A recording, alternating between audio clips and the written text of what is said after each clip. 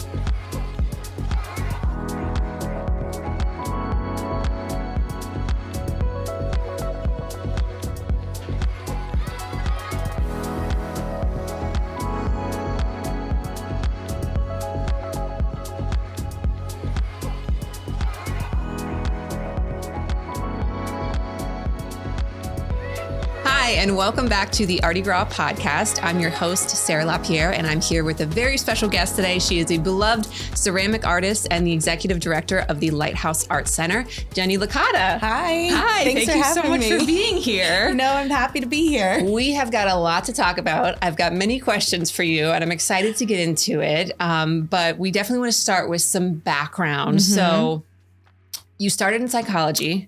I did. You got elbow deep into ceramics. How did that transition happen? So I went to school for psychology, and I could have went for an art minor, but I didn't because I was grateful enough that I had parents that were paying for my education, and I didn't want to spend more time and money. So psychology, I found a job in the entry-level position at a children's psych hospital here in Florida, or South Florida, in Tequesta, which is ironic that now I'm back in Tequesta. Yeah. And they had an art therapy program. And so my husband now, we met in college, he was a ceramic artist as well. So he was teaching in ceramics. And when I was transitioning from, do I really want to do this full time? Do I want to be a teacher? Do I want to go into the arts? And so I kind of just landed into, always been an artist. So I started making ceramics with him in his mom's garage, to be honest. Nice. And then once I started making, like, sea urchins were my things that I started with because they're these delicate creatures. I started teaching kids clay down at the armory, and then it kind of just sunk in. You know, the psych hospital had a children like art therapy program, and I think that's really where my heart was. You know, it was the combination of the two. It was where the art meets therapy, or art as therapy, and you could just see the difference between the kids of, like, before and after these classes. And I was like, okay, well, maybe I'll go back to school for this, you know, maybe I'll do more of this. And then my kind of art career took off, you know, and like Ron and I were able to create this ceramic business, and it was really fun from the start. And then slowly made my way more into kind of like admin roles in the art world. Mm-hmm. The path is never like a straight line, my goodness, right? no. It's always all these points, but you've been so ingrained in this area for so long. Mm-hmm. And like you said, you know, doing these classes at the Armory Art Center. I think probably a good amount of our audience is familiar with them, right. But just a little bit of an overview about Armory. It's, you know, a art center down in downtown West Palm Beach, or like right outside of downtown, I guess. They offer classes. They have professional artists who are resident artists that teach kind of their styles and so many different genres. They host exhibits there. So yeah, they've been, you know, a lot of the artists in this area have had some tie-in with them at some point. So that's cool to hear that you were a part of that as well. Mm-hmm. When did you first in that, I guess, process realize that I'm going to really shift into focus into art more? Like, was there a clear moment, or was just kind of a slow integration more into your life? I think it was more of a slow integration. And because I was full time at the Children's Psych Hospital, and then I went per diem. Okay. And so I think it was more of like, okay, I'm realizing I like this more. I want to go in this direction. And, social media wasn't really that big. And we kind of started making social media posts and was able to kind of create this interest in what we were doing, showing the videos. I feel like we were in before where we are now. And now I don't post anything really. It's a different game now. The algorithm. Yeah, exactly. So I think it was slow. And, I think it was really what I always wanted to do.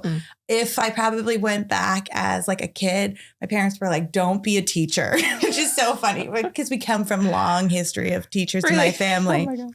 So like, be a doctor. So I thought psychology might have been the route that I needed to go in. And it's just funny. I'm like, I became a teacher. I went into the arts. Yeah, you're teaching art, which I think is just kind of ironic, but it's just like, this is where I need to be. Yeah, it's the path that, you were, I think it seems like you were meant to go down and is such a beautiful fit for you. And, you've had such an impact on the community here that you've been able to share your art, share your knowledge, and expand that now in this, this role that you've been in for a while with the the Lighthouse Art Center now. I want to know how growing up in Florida kind of seeped into your creative process. Does the environment here affect the way that you 100% for me. Yeah. I'm very beachy, coastal, and my work, I think, describes that. When I first started making, they were little sea urchins because we would visit to the Bahamas and, if you ever picked a sea urchin up, it smashes before you can get it back home. So I was like, okay, well, ceramics is delicate and it kind of represents that it's this fragile shell, but then it will be a little stronger. Right. Yeah. It's not going to break. So then sea urchins, starfish were all my beginning works that I used to do. And then I slowly transitioned into this new process, which was like an image transfer where I would paint on paper and you do everything backwards. So you start with your outlines and then you fill in your color and then you take the paper and you put it on top of a slab of clay and you push it into the clay and then you peel it away and the image remains. And all of the imagery that I have are whale sharks, sea urchins, conch shells, and then you got gators, it's like full spectrum butterflies. So very orange slices, lemons. It's just citrus. I think of some of the tropical leaves when I think of your work too, right? Things, Monsteras. Yeah, definitely. And that's cool though. I didn't know that was the process of how those pieces got painted or glazed. And so as I've transitioned to an admin role, I'm like, okay, I right now I finally feel in a space where I'm I can be creative again in ceramics. Yeah. So I'm going back to the original, just the sea urchins, because it's we use I use a piping bag for it. Yeah. And so it's very meditative where I'm dotting all the urchin dots. And so it's funny there. Now I'm okay, let's go back to the beginning. Let's bring back the sea urchins. I love doing that, whether, it's in my work or other artists that I'm following that I love and appreciate, being able to see somebody just revisit things that they have tried in the past and you kind of see their growth and progress and what's changed or what's stayed, true to them or their style. And when you come back to something, it is kind of you can appreciate it in a different sense. Your process feels different to you because you get to maybe sink into it in a different way or come at it from a different angle. Or you appreciate it because the other process was such a labor of love, mixing the slips, mixing the glazes, got to make sure it's all at the right, ceramics is temperamental, Yeah.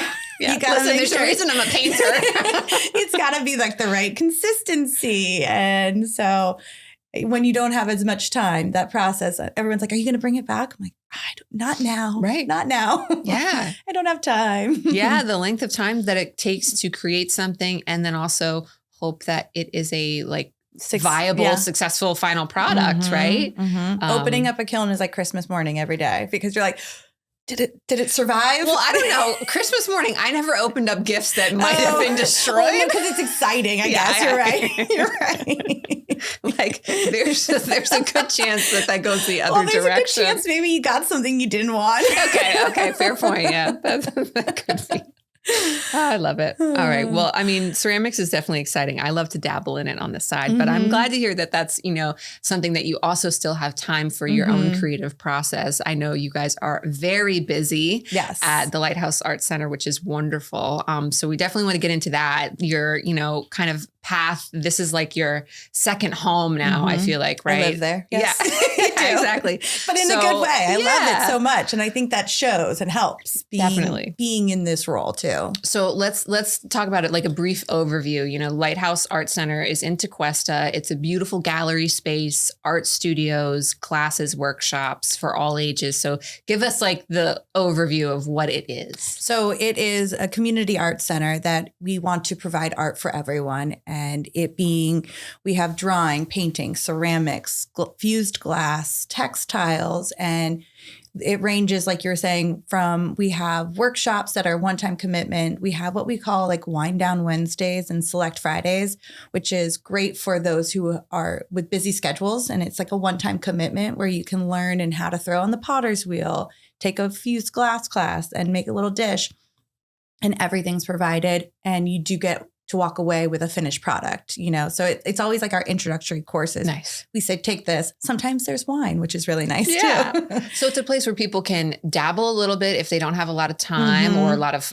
maybe funds to put towards class. Right. Or they can really get into it and take courses that go a little bit further. And then I know you've had members that have been with you for decades, probably, right? Definitely. Yes. We've got board members that have been on and off the board for about 20 years, so we're we've got dedicated community members, and we are a not-for-profit. So we do have opportunities for scholarships. So that's like, what's really nice is that if like you said, the funds to take the class for the 8-week session, we can help with that, which is really nice because it's so important that everyone does have the opportunity to have art in their lives. So true. So what are the facilities like?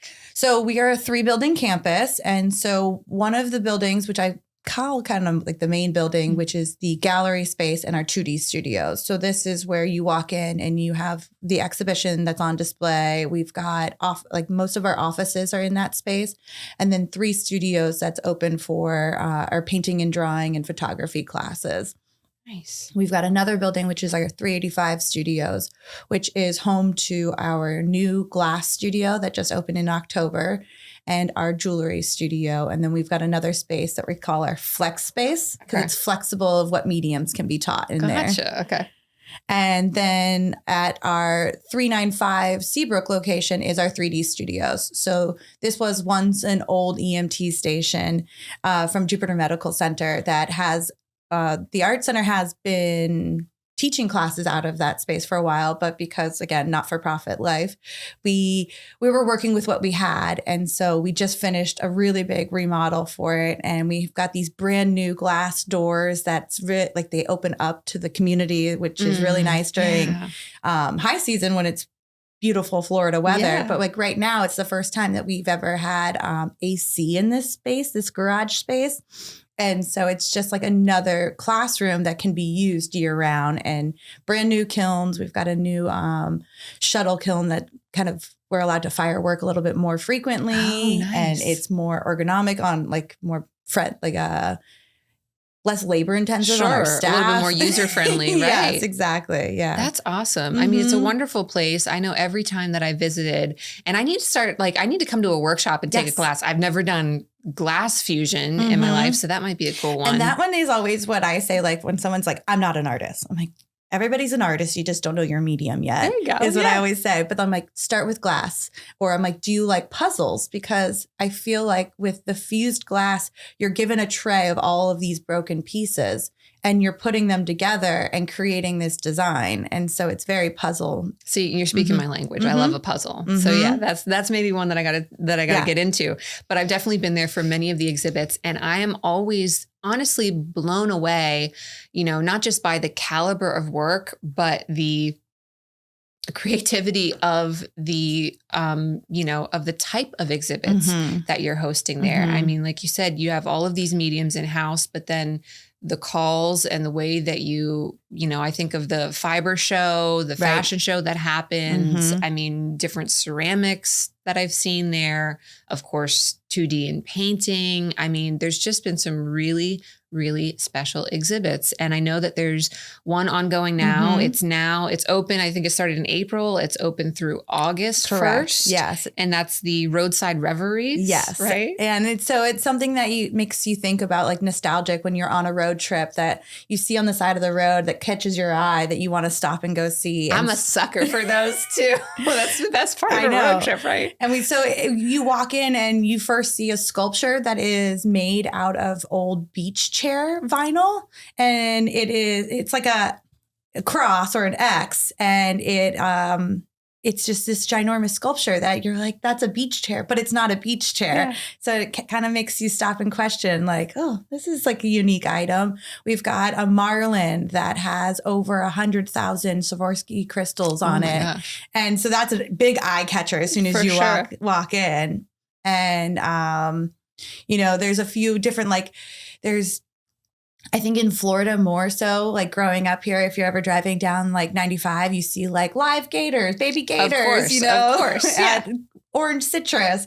And so there's this one piece that has like an airboat ride that has a gator, and it's saying free lunch because you're the lunch. Nice. So it's a good Florida classic exhibit. It sounds like. I love it. So people can come visit that, and then, there's just so many ways that our community can get involved with the center, which I love. So I want to know now what your journey with them has been a little bit like. What's been maybe the, most memorable or biggest jump or shift that's happened since you've been there? You started as an instructor, right? I did. And now you're in the executive director position, which is amazing. What's that been like? A wild, wild ride. Never expected to be here, but I do think it's so beneficial. One, because I think my psychology background does really play into being a leader. You do learn how to work with people individually, which is nice. Being the instructor is, what it's like from the bottom up. And so it wasn't just instructor, it was then the education director, and then it was the executive director. So, filling those roles, you see it in such a different perspective than just going right to the top. And I think that's really helpful to know, like, you can't be an art center without artists. We can't thrive without having all of our instructors and, our community members, and knowing what it's like, what their experiences in our classes. It's just been wild because I feel like I also took the education director position in COVID timeframes. So managing in COVID, that's not a normal experience. No. So navigating that, we had one time, which I think is probably the craziest experience, is like the year of the flood. So much water came into the building in 2021, and we had a reception for one of our Lush ceramics exhibitions. And I get someone's coming to my office and he's like, I really need you. I'm like, give me 1 second. I'll be right there. And he's like, no, I need you now. And there's just water gushing into the building. God. And we're like, what do we do? And so all the students who were in the classrooms came out and started helping us mop and collect the water. And we still had the reception that night. No one knew. You would never know. Wow. Oh my gosh. So it's just kind of learning how to pivot. Now you have sandbags in the closet. Oh my God. Yeah. Every time it rains, but it was just like a freak October rainstorm. Yeah. And for Tequesta, it must have been so dry because there's imageries of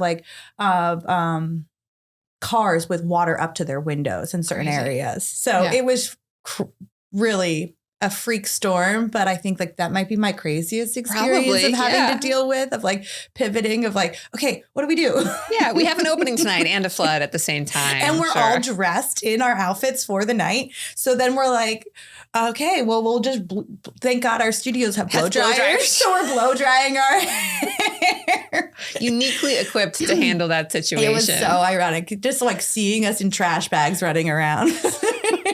Trying to prevent the water. So aside from the occasional rarity like that, the crazy situations, what does your day-to-day look like in that role? Yeah, that's not normal.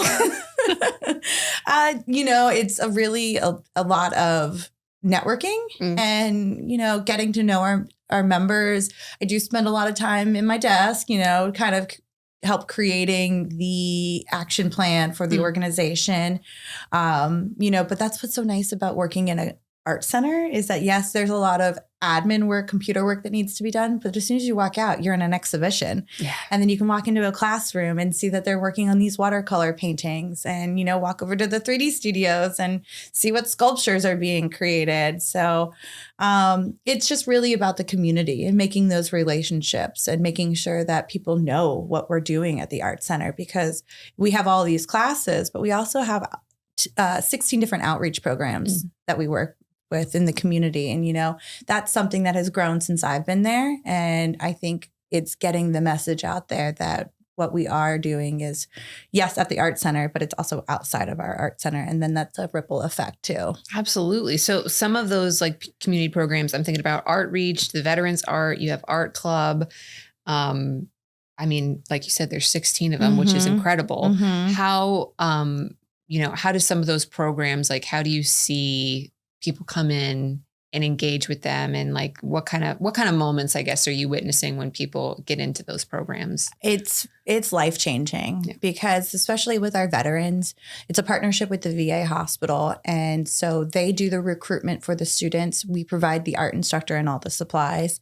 And so at first when they come in, they're very closed off. They don't want to talk. They don't want to share. And because I'm an artist, I had to sub a few classes or I was sitting in on them. And, from day one to the last day, it's just like there's such a close-knit community. And, you can see them sharing and opening up and, expressing that, like, I didn't know I was the only one that was feeling like this. And so they create this bond that they have together. And, we've gotten like testimonies that these programs have saved their lives. And, that's like really rewarding to hear, that it's our art programs and that they're coming together and learning that they can reintegrate themselves into a community. So like often like with the adults, we try to get them to take other classes. So outside of the one that's really designated for the artist therapy classes, but to get them to take another class that's with the community members that they've maybe have met while they're in the studio. Yeah. I mean, it's a stepping stone, right? That you have this opportunity to realize that there's a community and people who share, the same kind of background, situations, story, feelings as you do, and that they're also looking for an outlet for that. And that happens to be maybe something creative. And then they can go further with it and, dive into a community more that feels really supportive. I think that's a big thing that I notice when I, visit the center is how supportive, welcoming, open it feels, that it's just, you don't have to have any kind of background, experience, knowledge. There's no kind of snobbery or any like expectation that anybody's welcome, that you can start at any place, complete novice, intermediate professional, you're all there to connect and, experience something. Yeah. Some people don't even want to make art. They just want to be there for the community and like the friendships and, what's really, I've seen more so in like our 3D department is that they will go to class and we have this beautiful little tiki hut in the back of the ceramic studios. And then they all have lunch, but they bring like so much food to share with everyone. So it's a friendship and a community. So they feed off of each other, which literally, literally. Yeah. That's awesome. So I know that, besides some of those programs we mentioned, summer camp is also a big thing and that's starting to ramp up now. And it's now through August, right? Yes. So it's weekly based off of a theme each week. And the kids rotate from like 3 different classrooms. So in our gallery space in the 2D studios, they will take over. And so with my background, I've always felt like that it's really necessary that the kids are rotating throughout the day because being in one classroom all day, especially if they're art kids, I think like that's really important to like see different mediums too. So they'll rotate through 3 different rooms. One room is like more considered our drawing and painting room. One is our like alternative sculpture, paper mache, cardboard, air dry clay. And then our third room is what we call like our maker space.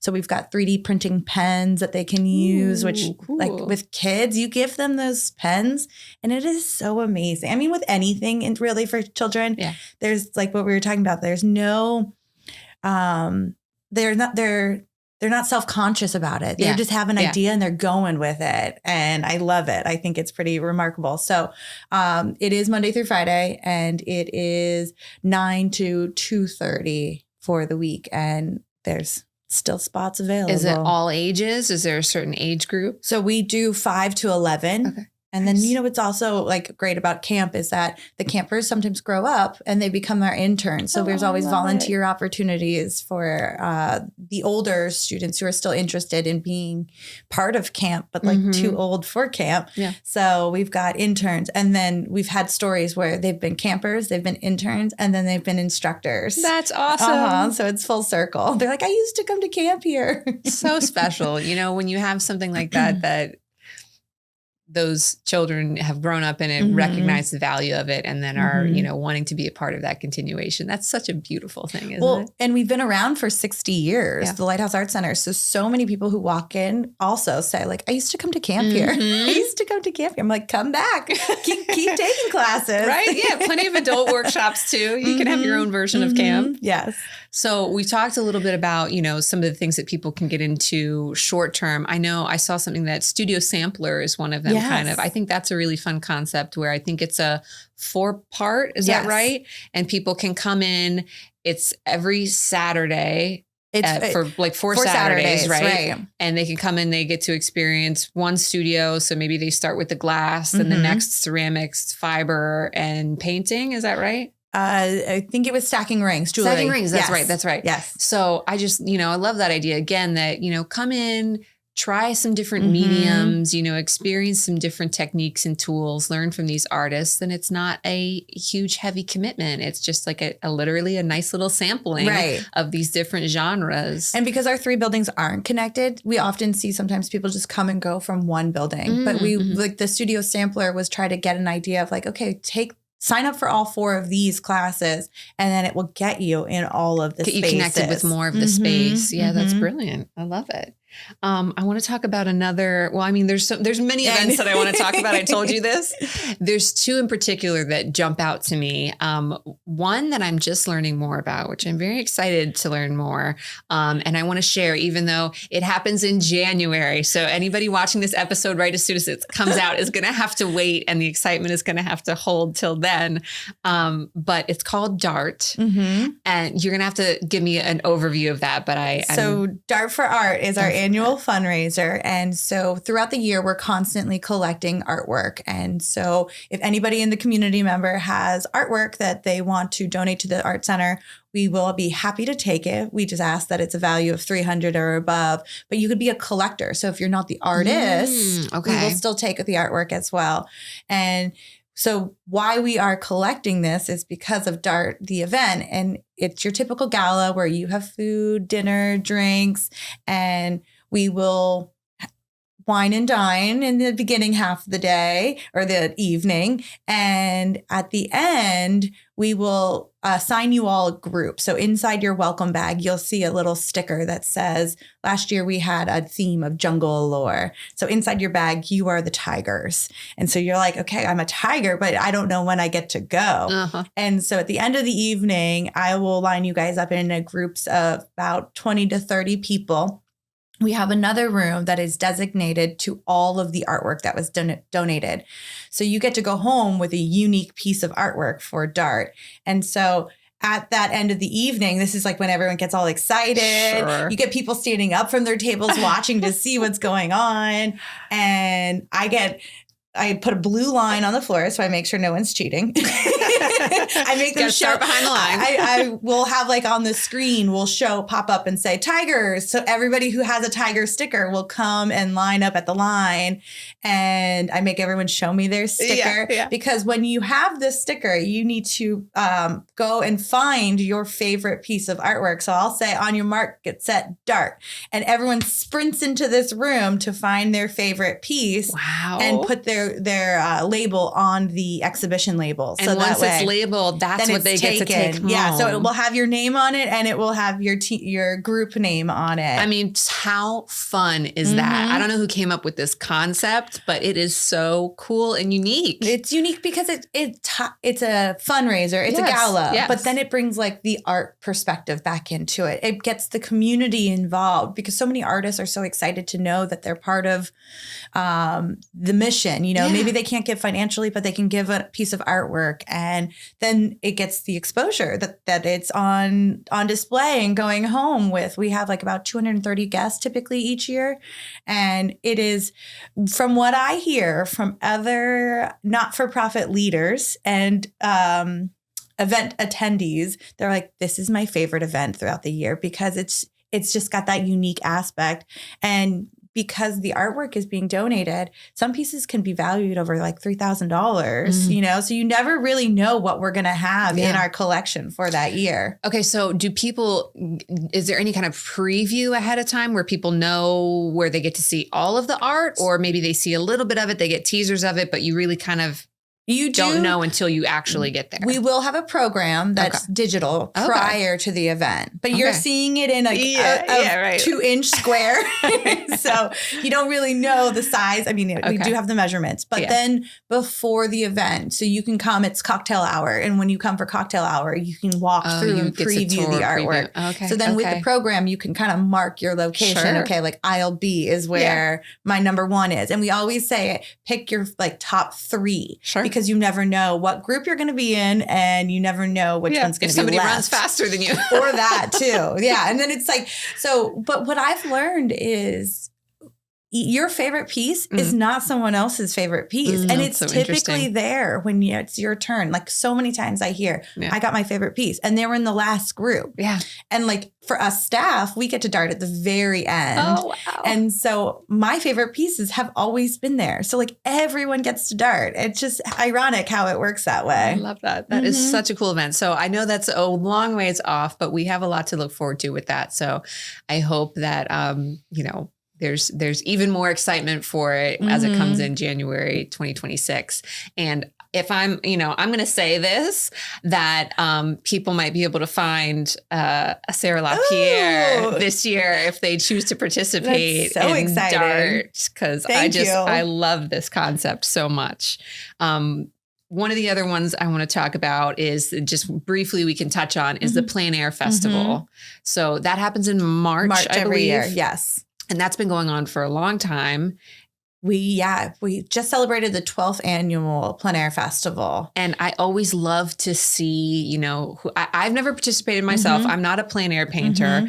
I've done a little bit of dabbling like behind the scenes. It's just the one day before. You should just do this, the Sunday kickoff. It's 2 hours. So tell us about the overall, again, a little brief overview of that one. So it is a week-long event, but how it works is that it's a jury event for the competition artists. Nice. And so during the summertime, we'll open up in June, we'll open up the call to artists. Okay. And we do get over 100 artists from all over the world. The past 2 years, we've had someone come from the UK to participate. So cool. And so we kicked the event off at a local organization. This last year, we were actually at the Lighthouse. Were you? Okay. So the Lighthouse was at the Lighthouse. Nice. Good play on words.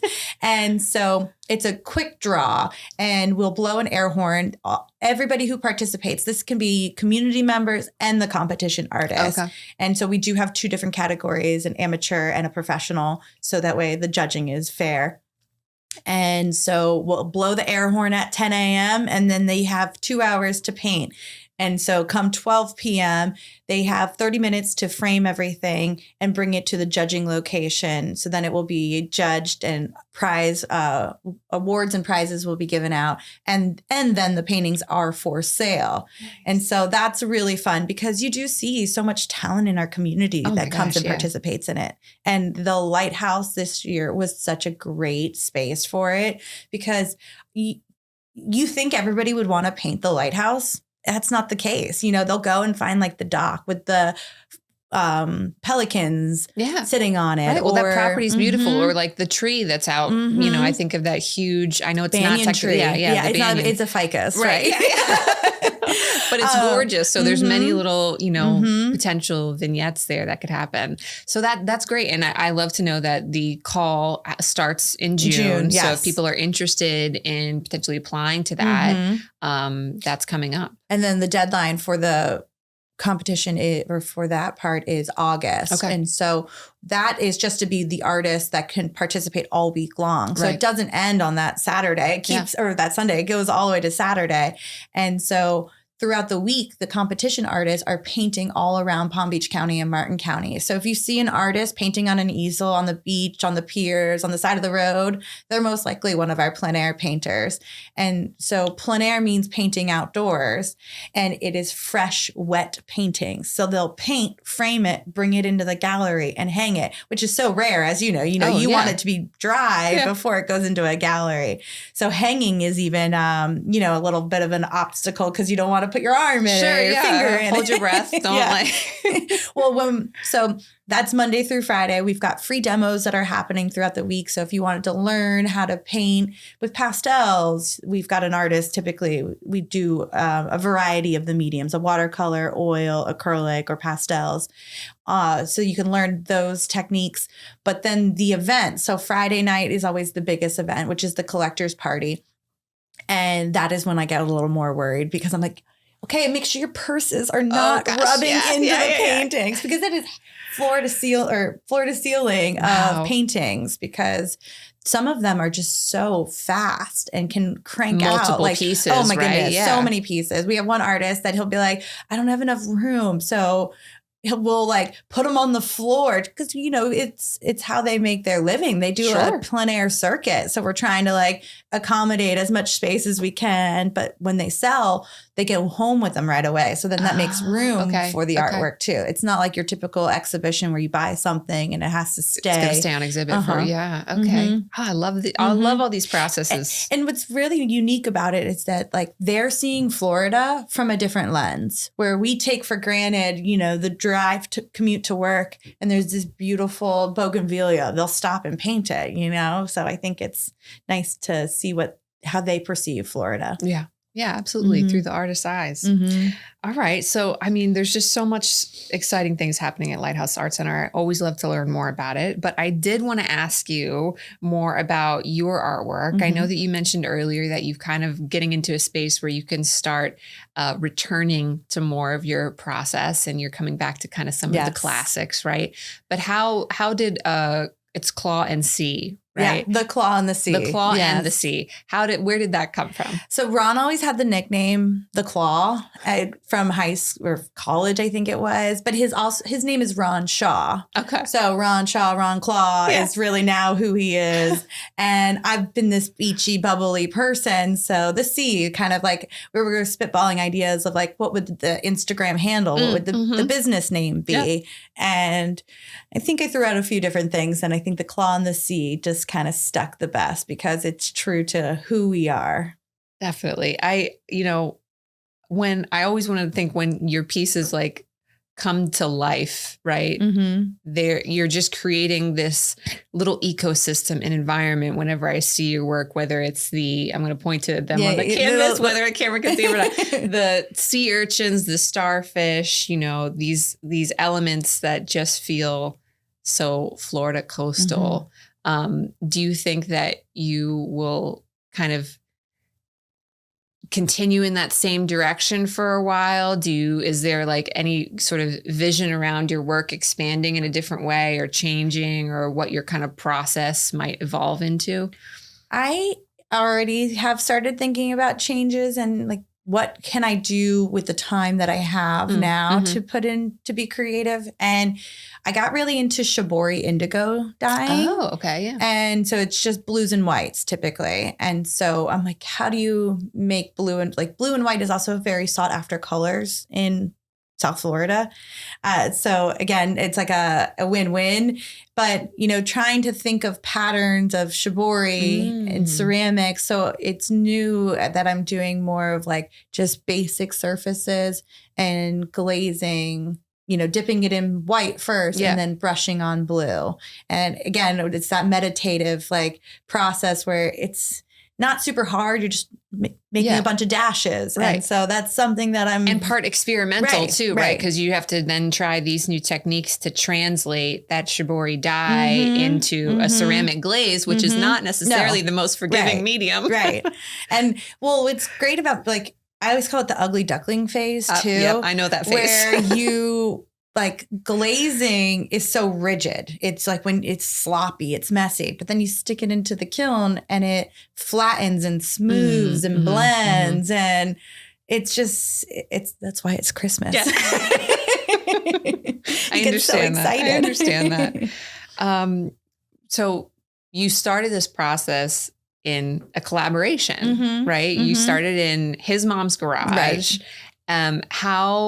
How did that kind of, I guess, how did that go? And, what was your process like together? How were you starting pieces? Was somebody starting them? Was somebody finishing them? Was like, what does the collaboration between two ceramic artists look like? Well, I think that we went separate ways first, So Ron is more known for what he calls his spore nets. So they're big bowls that carved out that look like mushroom mycelium that hangs. Like it typically hangs upside down. And so that was his direction. I was going sea urchins, but then this image transfer process, I'm not a wheel thrower. I'm a hand builder. I get more success with a hand building, and it's more rewarding for me. So he would wheel throw a lot of the things that we would collaborate on. And so I would give him the idea of like, this is the shape that I'm looking for. I need a flat surface also to work on. So ceramics, and especially if you're wheel throwing, you see more pieces that are like rounded. Sure. And so it's always fun to collaborate, especially when it's your significant other. Yeah, of course. And I think those have been some of my favorite pieces that we make. And like when I see people who have them, I'm like, hold on to those. Those are treasures, because I don't know when we'll start doing those again, Right. Yeah. And I think that like it's a good process to have someone that can help and support, he doesn't love glazing, and I like glazing. Yeah. So we're a good team. Yeah, absolutely. And you get to, play off each other's creative energy, and that maybe, there's some days as an artist where you're just like, oh, I don't have it today. But if you have a collaborator, it might be their day. Yeah, they have the energy or kind of the, the spirit to like be like, well, let's try something different. Let's shift. Let's, it's not just you as a solo artist, because as we know, a lot of being an artist is potentially isolating, right? Like you're so often spending hours potentially in a studio alone. Right. So it's, it's something special to find a person that's, obviously a life partner, romantic partner, but also a creative partner that you can do that kind of work with is really cool. So I love to hear that. I have more questions about Lighthouse Art Center too, but we're going to take just a quick little break. We are going to hear a brief word from our sponsors, the Cultural Council for Palm Beach County. So check them out. Those dinner reservations and tea times will have to wait, because there's an art-filled paradise beyond these beaches. A mecca of masterpieces, spectacular sights by day and night. A cultural capital that's calling your name.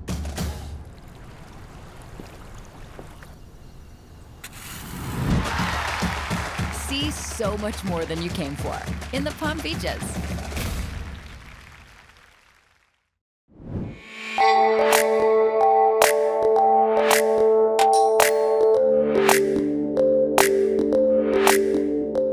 So we're talking with Dr. Lori Rothman with TGH's Concierge Health. Doc, everybody's doing this now. Why is it so popular? I think concierge medicine is popular now because there are fewer primary care doctors and there's an absolute shortage of primary care physicians.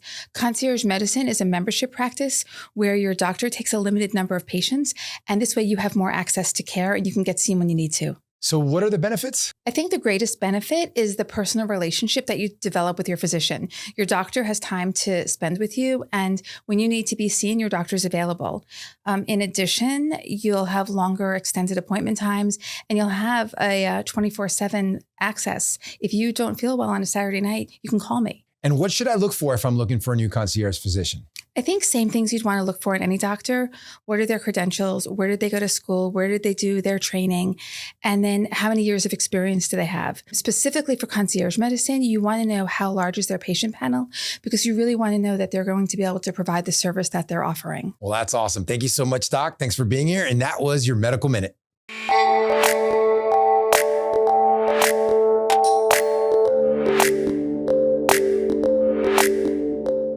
We'll talk a little bit more about community impact. Okay. And, how you've seen that kind of growth through the Lighthouse Art Center.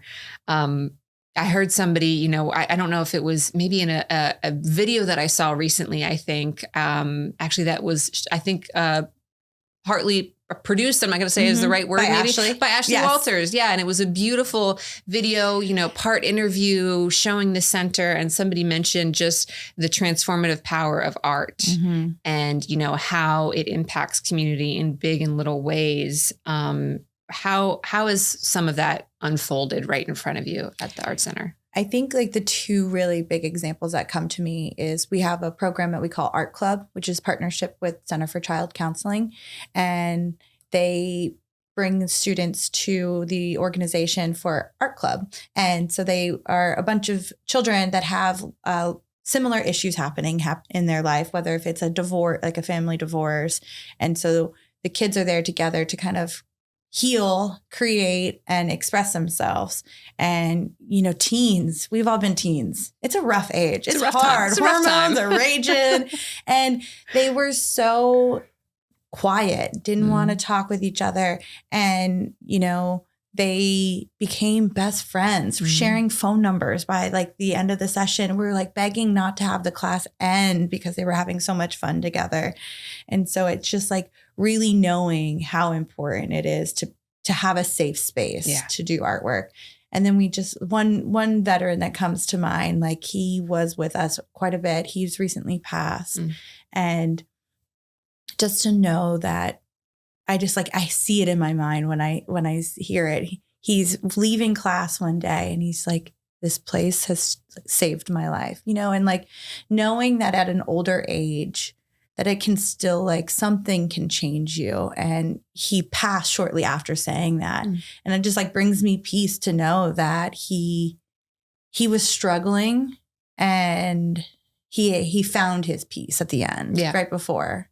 Yeah. So it's incredible that there, these opportunities for people to, like you said, at any age, whether it's the teens or somebody in advanced years, to find some piece of community that reignites, that gives them a different vantage point on humanity at large or their own humanity and how they're connected and how they're a valuable, member of the community and that they're, thought about and considered and welcomed is just, it's and incredible. That's why for us, like fundraising is so important is so that we can continue that. And, at the end, like some days can be like really deep in the weeds, but then you hear these stories and you're like, this is why we do it. Yeah. This is why it's important.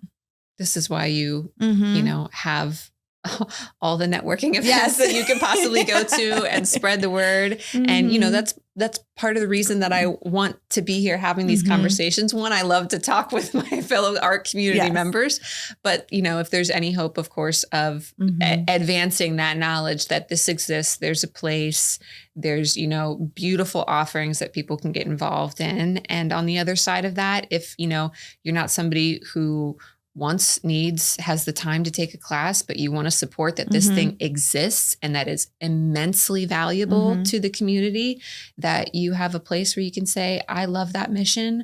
I'm going to give them my time, my funds, my attention, whatever it is.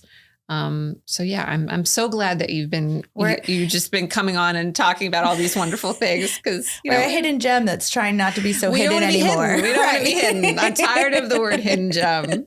Right. How, we talked about this, you keep things so inclusive there, from all these different offerings of age ranges, adults, kids, types of workshops, beginner friendly.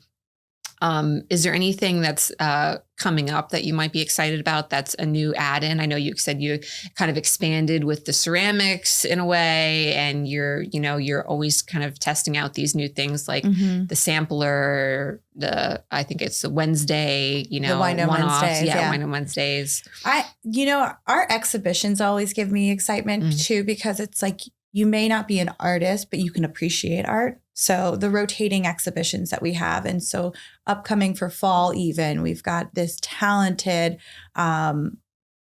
artist. He makes all of his portraits. His name's Tommy Mitchell, and he does ballpoint pen portraits. Oh, wow. And I mean, just the shading that he does of these, like your skin color hues, and it's phenomenal. So, knowing that after our August exhibition ends, then we've got something that will start in September.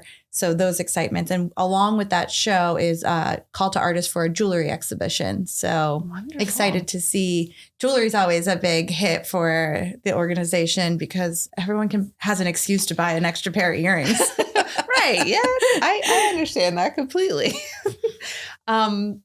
We've touched on so many things, and I don't want to, as much as I would continue to talk with you for hours, I don't want to keep you in the studio all day. But I do always ask this question of our guests, which is we're going to exclude the Lighthouse from this one since we've talked a lot about it. But if there was one event, place, arts related thing that you would want anybody visiting Palm Beach County or living in Palm Beach County to experience, what would that be? Art that's not the Lighthouse. I know, it's a tough one now. That is a tough one. And we could expand that to, I like to expand that to wild Florida because I think it's a part of our, it's a deep part of our culture and what impacts our arts culture and visitors and people live here for that too. Right. So. I would even say like the mural art that has popped up so much around Palm Beach County, more so probably downtown. I think that's pretty amazing that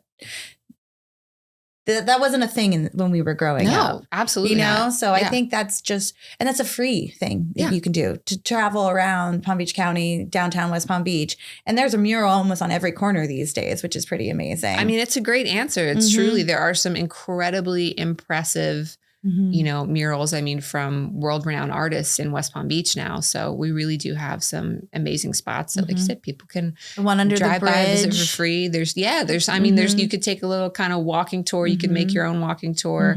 There's a lot of pieces of public art, Palm Beach County and certainly downtown West Palm has a lot of those now. Yeah, it's a great answer. I love that.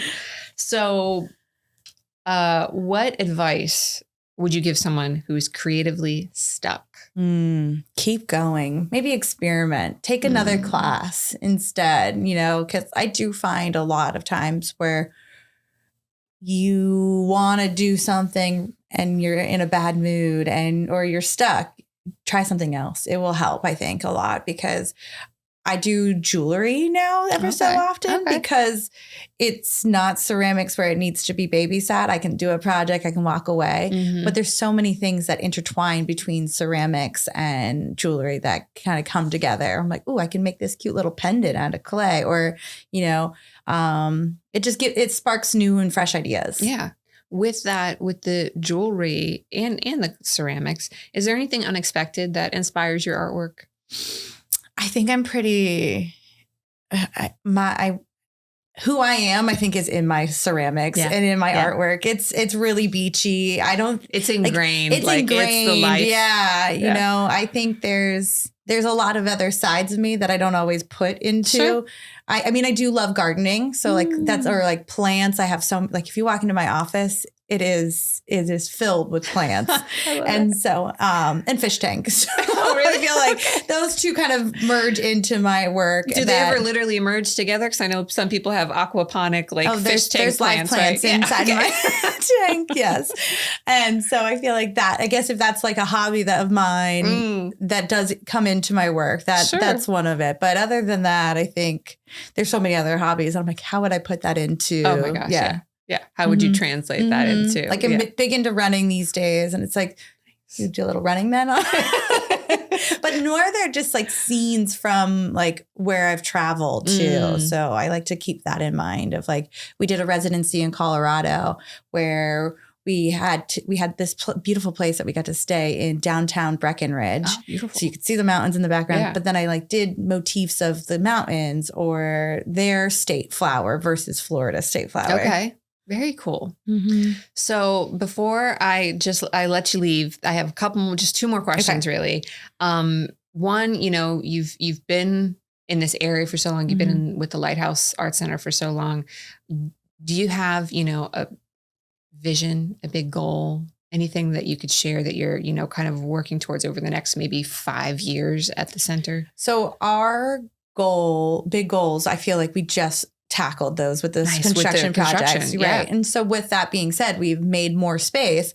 Now the goals are to bring people in, get the word out there about the art center. We've got these community classes and they're offered throughout the week. So we want to get that word out there, fill those spaces, and then provide more for the outreach programs. Currently, what we're doing is we're limited with funds. So if we receive more, then we can offer more in those outreach programs as well. Is there ever I don't know what you would call it, but, applications called artists, anything like that for new mediums, new instructors? How do those things come up? If you had somebody who was maybe could fill that role, what does that look like? What does that process look like? On our website, we have work with us or teach with us. Okay. There's just a button that you could select, and then it will get you in contact with what department that you're interested in. We're always looking for new instructors. So whether it being ceramics, if it fits our facility, sure. Like blowing glass, unfortunately, we can't do. But, we are always looking for new instructors because we do have so much space. And as a community artist and an art center, it's based off enrollment too. So we can only offer as much as one person's willing to teach, and then also offer teaching opportunities for those who are coming in. So you need both parties to participate. To get involved. Yes. Well, there are so many ways for people to get involved. And I love that I learned a lot about them today. So thank you again for coming on here, sharing your story, sharing about the center. There's many, many things that I'm excited about upcoming for you guys. So you'll definitely be seeing more of me there. Good. In the meantime, for people to get connected, what are some of the best ways? Tell us the website, the social media for them and for, the Claw in the Sea. Any of that, let us know how to get connected. So for the Art Center, the website is lighthousearts.org. And then our Instagram handle is Lighthouse Art Center. And the same for Facebook. It's Facebook and /Lighthouse Art Center. For my personal one, it's the Claw in the Sea, business personal. They've kind of hybrided. They've merged now. Yeah. So it's just the Claw in the Sea. Nice. Well, wonderful. Thank you again for coming on here. I appreciate it so much. I hope that many of you listeners and viewers choose to go visit, whether it's your first time or your return visiting. There's so much to see and do at the Lighthouse Art Center. And of course, thank you for tuning in, for checking this out. If you want to get connected, we will make sure the links are in the description below so you can find out more. And as always, a huge thank you to our sponsor, the Cultural Council for Palm Beach County. I will see you next time on the Artie Girl podcast.